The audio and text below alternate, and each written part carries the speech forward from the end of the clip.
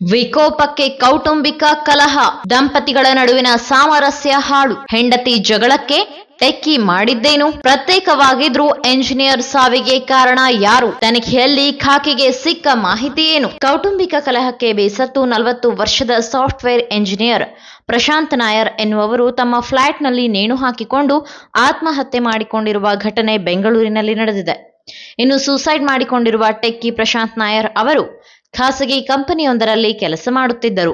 ಅಲ್ಲದೆ ಗಾಣಿಗರಹಳ್ಳಿಯ DX smart next ಅಪಾರ್ಟ್ಮೆಂಟ್ನಲ್ಲಿ ವಾಸವಾಗಿದ್ದ techie ಕೇರಳದ ಮೂಲದವರಾಗಿದ್ದರು. ಅವರು 12 ವರ್ಷಗಳ ಹಿಂದೆ ಪೂಜಾ ಎನ್ನುವವರನ್ನು ವಿವಾಹವಾಗಿದ್ದರು. ಈ ದಂಪತಿಗೆ 8 ವರ್ಷದ ಹೆಣ್ಣು ಮಗುವಿದೆ. ಅಂದಹಾಗೆ ಈ ದಂಪತಿ ಮಧ್ಯೆ ಇತ್ತೀಚಿನ ದಿನಗಳಲ್ಲಿ ಆಗಾಗ ಗಲಾಟೆ ನಡೆಯುತ್ತಿತ್ತು. ಇದು ವಿಕೋಪಕ್ಕೆ ತಿರುಗಿ ದಂಪತಿ ಪ್ರತ್ಯೇಕವಾಗಿ ವಾಸ ಮಾಡಲು ಮುಂದಾಗಿದ್ದರು. ಆದರೆ ಈ ಪ್ರಶಾಂತ್ ನಾಯರ್ ಅವರು ಗಾಣಿಗರ ಹಳ್ಳಿಯ ತಮ್ಮ ಮೊದಲಿನ ಅಪಾರ್ಟ್ಮೆಂಟ್ನಲ್ಲಿಯೇ ನೆಲೆಸಿದ್ದರು.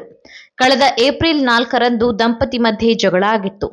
ಇದಾದ ನಂತರ ತಮ್ಮ ಅಪಾರ್ಟ್ಮೆಂಟ್ಗೆ ವಾಪಸ್ಸಾಗಿದ್ದ ಪ್ರಶಾಂತ್ ಅದೇ ದಿನ ರಾತ್ರಿ 8 ಗಂಟೆಯ ಹೊತ್ತಿಗೆ ಆತ್ಮಹತ್ಯೆಗೆ ಶರಣಾಗಿದ್ದಾರೆ.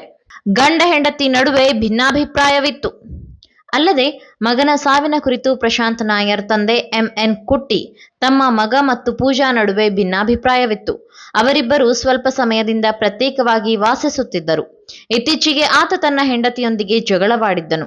ಬಳಿಕ ನಾನು ಫೋನ್ ಮೂಲಕ ಆತನನ್ನು ಸಂಪರ್ಕಿಸಲು ಪ್ರಯತ್ನಿಸಿದ್ದೆ. ನನ್ನ ಕರೆಗಳಿಗೆ ಉತ್ತರಿಸದ ಕಾರಣ ಮನೆಗೆ ತೆರಳಿ ನೋಡಿದಾಗ ಆತ ಸೀಲಿಂಗ್ ಫ್ಯಾನ್ಗೆ ನೇಣು ಬಿಗಿದುಕೊಂಡಿರುವುದು ಕಂಡುಬಂದಿದೆ ಎಂದು ಸೋಲದೇವನಹಳ್ಳಿ ಪೊಲೀಸರಿಗೆ ನೀಡಿದ ದೂರಿನಲ್ಲಿ ಉಲ್ಲೇಖಿಸಿದ್ದಾರೆ. ಚಿತ್ರಹಿಂಸೆಯ ದೂರುಗಳಿಲ್ಲ. ಇನ್ನು ಇದೇ ವಿಚಾರಕ್ಕೆ ಬೆಂಗಳೂರು ಉತ್ತರ ವಿಭಾಗದ ಉಪ ಪೊಲೀಸ್ ಆಯುಕ್ತ ಸೈದುಲ್ಲಾ ಅದಾವತ್ ಪ್ರತಿಕ್ರಿಯಿಸಿ, ಮೃತ ಪ್ರಶಾಂತ್ ತಮ್ಮ ಪತ್ನಿಯಿಂದ ಯಾವುದೇ ಚಿತ್ರಹಿಂಸೆ ಅನುಭವಿಸಿದ ದೂರುಗಳಿಲ್ಲ. ಅಲ್ಲದೆ ಕಳೆದ 1 ವರ್ಷದ ಹಿಂದೆಯೇ ಅವರು ಬೇರ್ಪಟ್ಟಿದ್ದರು ಎಂದು ಮಾಹಿತಿ ನೀಡಿದ್ದಾರೆ. ಒಟ್ನಲ್ಲಿ ಇಂದಿನ ದಿನಗಳಲ್ಲಿ ಈ ರೀತಿಯ ಪ್ರಕರಣಗಳು ಹೆಚ್ಚಾಗಿ ಸಂಭವಿಸುತ್ತಿರುವುದು ನಿಜಕ್ಕೂ ಕಳವಳಕಾರಿಯಾಗಿದೆ. ಅದರಲ್ಲೂ ದಾಂಪತ್ಯ ಕಲಹದ ಕಾರಣಕ್ಕಾಗಿ ಗಂಡ ಅಥವಾ ಹೆಂಡತಿಯ ಸಾವಿನ ಸಂಖ್ಯೆಯು ಏರಿಕೆಯಾಗುತ್ತಿದೆ.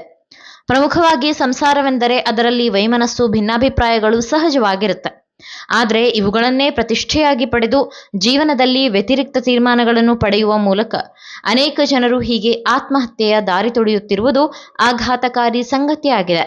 ಅದೇನೇ ಇರಲಿ, ಗಂಡ ಹಾಗೂ ಹೆಂಡತಿಯ ನಡುವೆ ಏನೇ ಗಲಾಟೆ, ವೈಮನಸ್ಸು ಎದುರಾದರೆ ಅವುಗಳಿಗೆ ಆರೋಗ್ಯಕರ ಮಾತುಕತೆಯ ಮೂಲಕ ಫುಲ್ ಸ್ಟಾಪ್ ಇಡಬೇಕು. ಅಂದಾಗ ಮಾತ್ರ ಪ್ರತಿಯೊಬ್ಬರ ಸಂಸಾರ ಆನಂದ ಸಾಗರವಾಗಲು ಸಾಧ್ಯ.